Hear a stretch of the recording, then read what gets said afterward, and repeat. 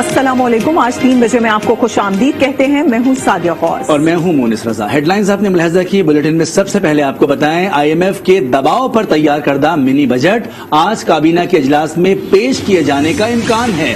ذرائع کے مطابق 350 ارب کی ٹیکس چھوٹ ختم ہوگی. ٹیکس وصولیوں میں 271 ارب روپے اضافی کی تجویز ہے. پیٹرولیم لیوی ہر ماہ 4 روپے بڑھا کر فی لیٹر 30 روپے تک لے جائی جائے گی. بجلی مزید مہنگی ہونے کا امکان ہے.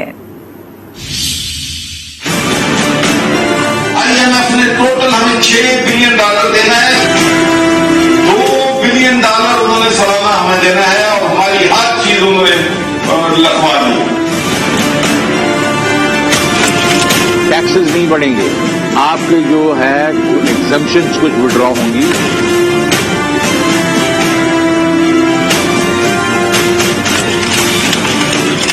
IMF کے آگے سر تسلیم خم. عوام پر پھوٹے گا منی بجٹ کا بم. وزارت خزانہ کا تیار کردہ منی بجٹ آج کابینہ کے اجلاس میں پیش کیے جانے کا امکان ہے. ذرائع کے مطابق ترمیمی فائنانس بل میں 350 ارب کی ٹیکس چھوٹ ختم ہوگی. ٹیکس وصولیوں کا ہدف 271 ارب روپے بڑھا کر 6000 ارب تک لے جایا جائے گا. پیٹرولیم لیوی بھی ہر ماہ 4 روپے بڑھائی جائے گی. فی لیٹر لیوی کو 30 روپے تک لے جانے کا ہدف رکھا گیا ہے. یہی نہیں، ترقیاتی بجٹ میں بھی 200 ارب روپے کا کٹ لگے گا. بجلی مزید مہنگی کرنے کی بھی تجویز منی بجٹ میں شامل ہے. اس کے ساتھ ساتھ عوام کے روزمرہ استعمال کی اشیاء جیسے موبائل فون، اسٹیشنری اور پیک فوڈ آئٹمز پر ٹیکس کی چھوٹ ختم ہوگی. ڈبوں میں پیک کھانے پینے کی اشیاء کی درآمد پر بھی پابندی کی تجویز رکھی گئی ہے. ذرائع کا یہ بھی کہنا ہے کہ منی بجٹ میں 800 سی سی سے بڑی گاڑیاں مزید مہنگی ہوں گی. لگژری گاڑیوں کی درآمد پر پابندی عائد کی جائے گی. کاسمیٹکس کے سامان پر بھی ڈیوٹی بڑھانے کی تجویز. اجلاس میں پرانے کرنسی نوٹس کی تبدیلی کے لیے وقت بڑھانے کا بھی فیصلہ کیے جانے کا امکان ہے. صنعت و پیداوار سے متعلق رپورٹ اور شوگر سیکٹر میں اصلاحات پر رپورٹس پیش کی جائے گی.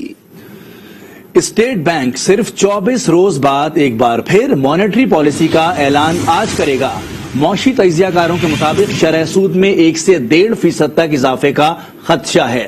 صنعت کاروں اور سرمایہ کاروں کا کہنا ہے کہ قرض مہنگا ہونے سے صنعتی ترقی اور سرمایہ کاری متاثر ہوگی.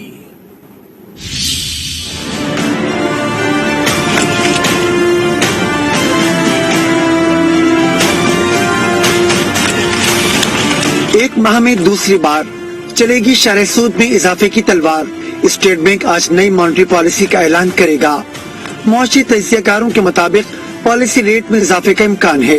صنعت کاروں کا کہنا ہے کہ پالیسی ریٹ میں اضافے سے قرض مزید بڑھے گا اور سرمایہ کاری میں کمی ہوگی. اجلاس میں آپ کے انٹرسٹ ریٹس کو مزید بڑھایا جائے گا. سینٹرل بینک یہ کام اس لیے کر رہی ہے کیونکہ انٹرسٹ ریٹس کی بڑھنے سے آپ کی انفلیشن کو کرب کرنا چاہتی ہے. گورنمنٹ کی بورنگ کاسٹ بڑھ جائے گی. اس کے ساتھ ساتھ آپ کی انویسٹمنٹس جو ہیں وہ شارٹ ٹرم کے لیے رکنا شروع ہو جائیں گی اور غالباً گورنمنٹ بھی یہی چاہتی ہے. اسٹاک مارکیٹ سے منسلک سرمایہ کاروں نے بھی ممکنہ اضافے کو تکلیف دہ صورتحال قرار دے دیا. آج دوبارہ مانیٹری پالیسی کا اعلان ہو رہا ہے. انویسٹرز کو، کیپٹل مارکیٹ کو یہ وسوسہ ہے کہ یہ ڈبل ڈیجٹ کی طرف بڑھنے کا ہے، جو کیپٹل مارکیٹ کے لیے نہیں، کافی بڑی بڑی انڈسٹریوں کے لیے بھی تکلیف ہے. آج بھی اضافہ کیا گیا تو انڈسٹریل گروتھ جو ہے وہ بالکل رک جائے گی اور اس سے جو ہے وہ انڈسٹریل پروڈکشن اور اس سے ریلیٹڈ اور ساری ایکٹیویٹیز کو جو ہے بہت بڑا جو ہے دھچکا ملے گا.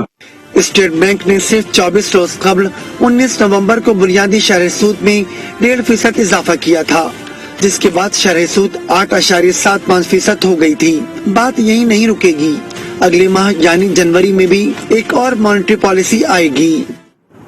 پاکستان میں مہنگائی میں مزید اضافہ ہوگا. ایشیائی ترقیاتی بینک نے خطرے کی گھنٹی بجا دی.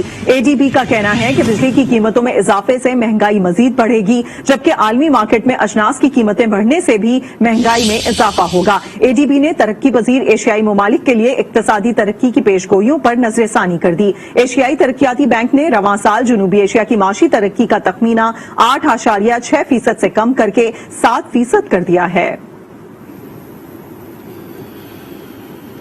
اور ابھی آپ کو بتائیں سپریم کورٹ میں سابق جج شوکت عزیز صدیقی کی برطرفی کے خلاف کیس کی سماعت ہوئی۔ شوکت عزیز صدیقی نے عدالت پر اعتماد کا اظہار کیا اور کہا کہ اگر ان کی درخواست خارج بھی ہو جائے تو وہ عدلیہ پر الزام عائد نہیں کریں گے۔ جسٹس سجاد علی شاہ نے ریمارکس دیے کہ آپ نے سپریم جوڈیشل کاؤنسل پر بدنیتی کا الزام لگایا تھا، اس بینچ کا رکن میں بھی تھا۔ مزید تفصیلات لیں گے ہمارے ساتھ موجود ہمارے نمائندے عدیل سرفراز سے۔ عدیل سرفراز، اپڈیٹ کیجیے گا۔ جی، آج سابق جج شوکت عزیز صدیقی کی برطرفی کے خلاف جو درخواست ہے اس پر سماعت ہوئی ہے۔ جسٹس سماعت بندیال کی سربراہی میں 5 رکنی لارجر بینچ نے سماعت کا آغاز کیا تو جسٹس شوکت عزیز صدیقی نے روسٹرم پر آ کر عدالت سے اجازت چاہی کہ وہ ایک بات کرنا چاہتے ہیں، جس پر عدالت نے انہیں اجازت دی اور انہوں نے کہا کہ میں عدالت پر بالخصوص اس بینچ پر مکمل اعتماد کا اظہار کرتا ہوں۔ سوچ بھی نہیں سکتا کہ بینچ یا بینچ کا کوئی بھی رکن جانبدار ہے۔ درخواست خارج ہو جائے تب بھی عدالت کو مورد الزام نہیں ٹھہراؤں گا، یہ کہنا تھا شوکت عزیز صدیقی کا۔ اور اس کے علاوہ سجاد علی شاہ جو کہ اس بینچ کا حصہ ہیں، جیسے سجاد علی شاہ، انہوں نے اپنے تحفظات کا اظہار کیا۔ حامد خان نے جو دلائل دیے ہیں ان پر انہوں نے کہا کہ آپ الزام عائد کر رہے ہیں سپریم جوڈیشل کونسل پر کہ سپریم جوڈیشل کونسل کا جو کردار ہے وہ بدنیتی پر مبنی ہے، جبکہ میں بھی سپریم جوڈیشل کونسل کا حصہ رہ چکا ہوں۔ جو ریفرنسز شوکت عزیز صدیقی کے خلاف اس ریفرنس سے قبل زیر سماعت سپریم جوڈیشل کونسل میں اور کی کارروائی کا میں بھی حصہ تھا، لہٰذا شکریہ عدیل سرفراز۔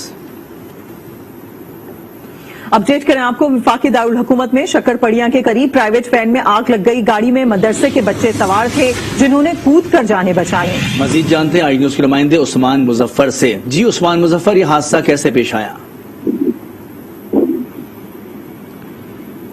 عثمان مظفر سے رابطہ کرنے کی کوشش کریں گے۔ ناظرین کو بتا رہے ہیں وفاقی دارالحکومت میں شکر پڑیاں کے قریب پرائیویٹ وین میں آگ لگ گئی۔ گاڑی میں مدرسے کے بچے سوار تھے جنہوں نے گاڑی سے کود کر جانیں بچائیں۔ آگے بڑھیں گے اور آپ کو بتائیں کہ سندھ حکومت آئین کی خلاف ورزیاں کر رہی ہے۔ اپوزیشن لیڈر حلیم عادل شیخ کا صدر مملکت، وزیر اعظم، چیئرمین سینٹ، اسپیکر قومی اسمبلی کو خط، جس میں موقف اختیار کیا گیا کہ وزیر اعلیٰ سندھ نے ایوان میں قابل اعتراض انداز میں بات کی۔ حلیم عادل شیخ نے مزید کہا کہ سندھ کا نیا بلدیاتی قانون آئین کے آرٹیکل 140A سے متصادم ہے۔ عوام نے نئے بلدیاتی قانون کو مسترد کر دیا۔ کوئی ایک شہر ایسا بتا دیں جہاں سندھ جیسا بلدیاتی نظام رائج ہو۔ خرم شیر زمان کا بلاول بھٹو زرداری اور مراد علی شاہ کو چیلنج۔ کہا بلاول ہمارا منہ کیا کالا کریں گے، ان کے تو اپنے کرتوت کالے ہیں۔ جس میئر کے پاس کوئی اختیار نہ ہو وہ شہر کی کیا خدمت کرے گا۔ مراد علی شاہ نے سندھ کو الگ کرنے کی بات کی، وہ اچھی طرح جان لیں ایسا کبھی نہیں ہو سکے گا۔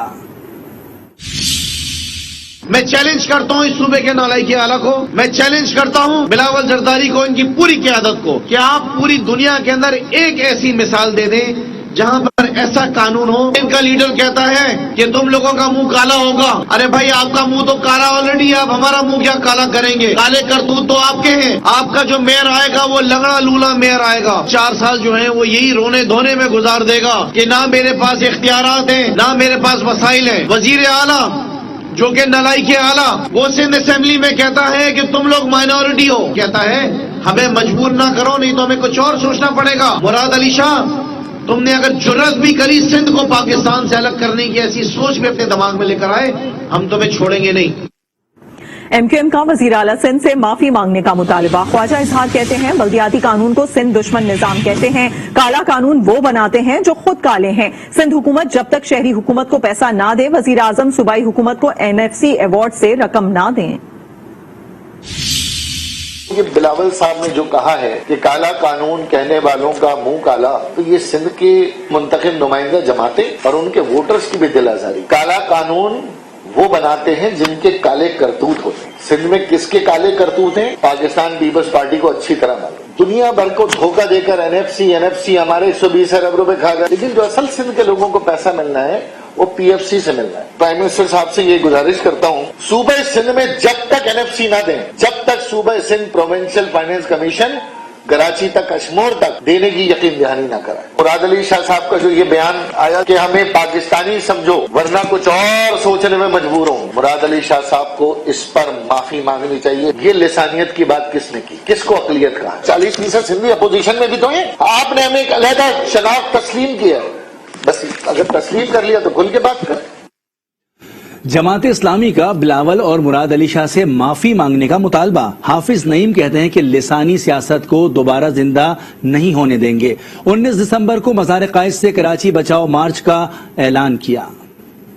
ये वडेरे और जागीरदार देही आवाम का भी इस्तेहसाल कर रहे हैं और शहरी आवाम का भी इस्तेहसाल कर रहे हैं। हम इस लिसानी मुर्दा सियासत को जिंदा करने की मुराद अली शाह की और बिलावल साहब की जितनी भी कोशिशें उसको मुस्तरद करते हैं और मैं मुतालबा करता हूं कि बिलावल भुट्टो भी और मुराद अली शाह भी सिंध के आवाम से माफी मांगे और खुद जो अर्बन फ्यूडलिज्म का तरीक़ेकार इख्तियार किया गया इन शहरों के अंदर, उसने कराची, हैदराबाद, सक्खर ही नहीं, लाड़काना, जैकबाबाद भी और तमाम देही सिंध को एक तरह से गुलाम बनाकर रखा हुआ है। हम ये ऐलान करते हैं कि हम सिंध तरमीमी बिल को कुल्लियतन मुस्तरद करते हैं। ये काला कानून है, काला कानून है, काला कानून। इसके खिलाफ 19 तारीख को जो इतवार आ रहा है, एक बहुत बड़ा मार्च होगा जो हम यहां से मज़ार कायद से और केएमसी बिल्डिंग की तरफ मार्च करेंगे।